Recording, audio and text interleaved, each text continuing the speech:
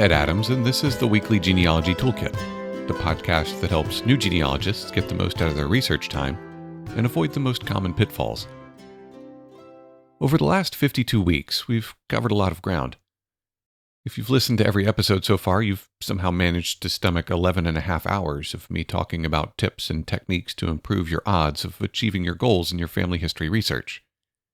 It all started out right where it should, looking at how to get started in your genealogical journey. We've talked about the usefulness and most oftentimes the unusefulness of other people's family trees. We've talked about research plans and logs, evaluating sources, placing your ancestors and all the sources about them into proper historical context. We've talked a few times about getting out from in front of your keyboard and hitting physical repositories, and about going beyond the search boxes and digging into the card catalog. I went down a long rabbit hole of military research, and I really appreciate you coming with me. In retrospect, 6 weeks on a topic like that was probably a bit much for this format. From probate to researching women to maps and artificial intelligence, we've covered a lot of ground. I know I have a lot of listeners who aren't really beginner genealogists, but have enjoyed the weekly brush up on skills or knowledge that they already have. But if you were a true beginner when you started listening and you've made it this far, you aren't a beginner anymore. You may not be Henry Louis Gates, but you're more than ready to roll up your sleeves and take off the training wheels. Those of you with some miles under your belt within the genealogy community may have noticed, but much of my decision-making around episode ideas and what specific learning objectives I targeted centered around the GPS, or the Genealogy Proof Standard. This is a process used by genealogists to demonstrate what the minimums are that genealogists must do for their work to be credible. That's really been my target from the beginning. I've spent a tremendous amount of time working on genealogy either for myself or for others, and as it's become easier for people to share their family trees online, it's become more frustrating to find myself slugging my way through a dense forest of falsehoods and wishful thinking.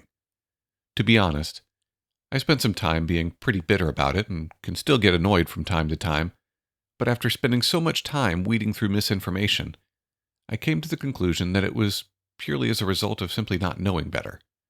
The big genealogy websites have thankfully made it incredibly easy to research and share your family history. That's a fundamentally good thing.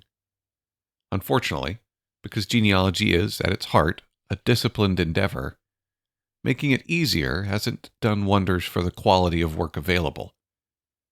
I think my hope for the podcast was that it would find its way into the ears of the people who could be inspired to do better research, and in turn both gain greater satisfaction out of their family history, and also produce and share better research with the rest of the community. Now, I suspect that if you've found your way here during the past year, when I haven't really done much marketing other than the occasional social media post, you probably weren't one of those people who were out there doing terrible research. But if you've got a friend who seems interested in family history, but says things like, "I'm related to Julius Caesar," would you please share this podcast with them? I would love to be able to help them both get to a point where they're doing better research and also understand why it's important.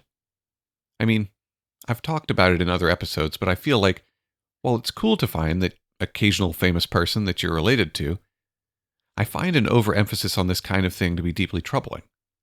People who approach their family history in hopes of finding that they're related to some great historical figure seem to do so out of a desire to quell doubts about their own importance.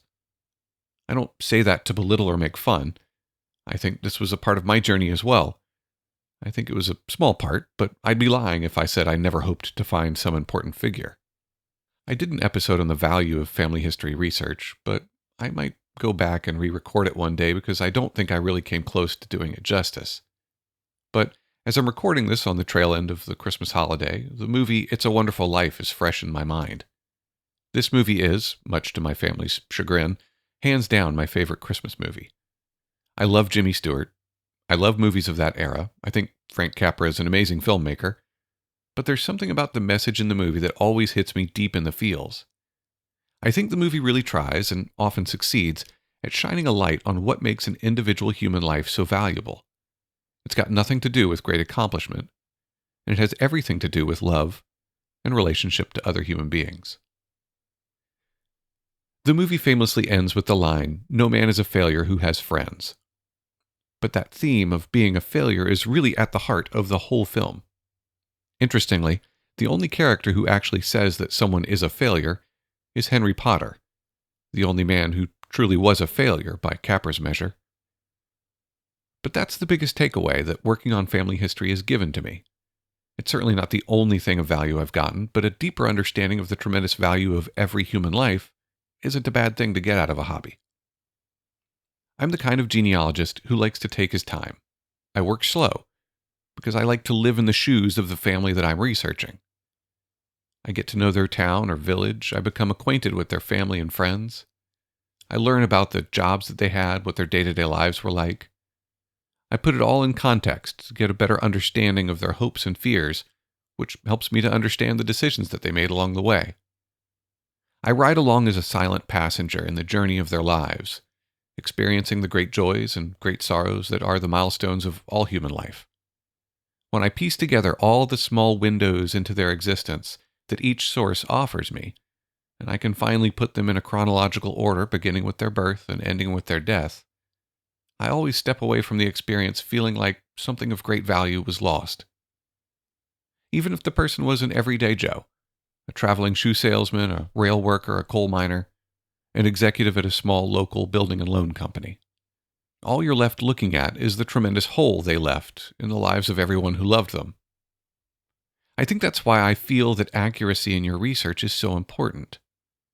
I think it's a little way to pay tribute to the value of the life that you're researching and, by extension, the value of everyone.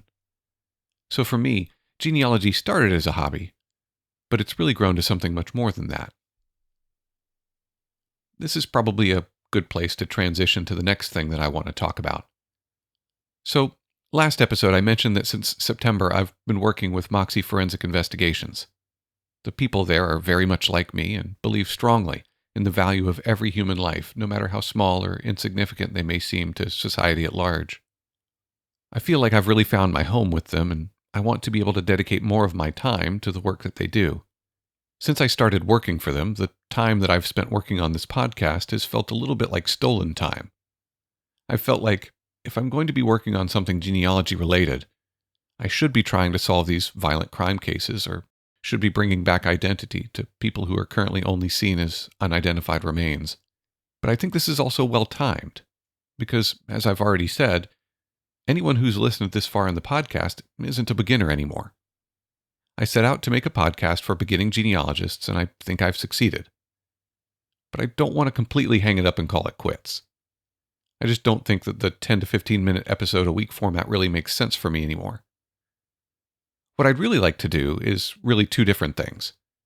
I'd like to continue here with, say, semi-regular episodes, but my hope is to bring you conversations with successful professional genealogists who have worked their way from beginner to expert.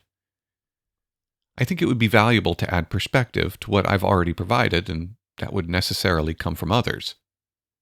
The chance that I'll be able to line up a new interview every week is basically zero, so I'm not going to commit to a set schedule. But ideally, I think I'd like to put out an episode each month or so. But I said there's two things I want to do. I'm a numbers guy, and I've been fascinated by watching the analytics for this podcast over the past year.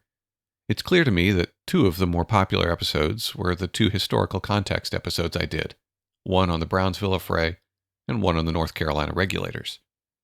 That made me smile because they were probably the two most entertaining episodes to write. I've got loads of stories like those, and I'd really like to share some more, but it doesn't really fit all that well with a show that's pretty much all about genealogy. So eventually, I'll be starting a second podcast that will be focused on interesting microhistory events like those. Don't expect that I'll be hitting your feed all that soon, but it's something that I'd like to do.